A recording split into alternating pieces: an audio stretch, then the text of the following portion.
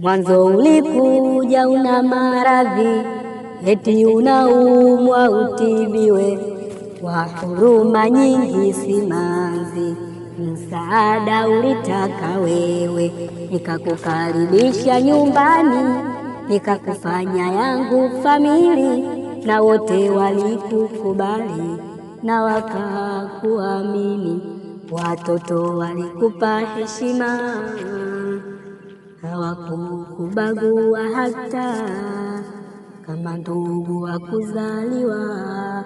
Kumbe we unalo lako rohoni ambalo hatukulijua, kumbe we unalo lako moyoni ambalo hatukulijua. We mbaya ulipanga njama kutua,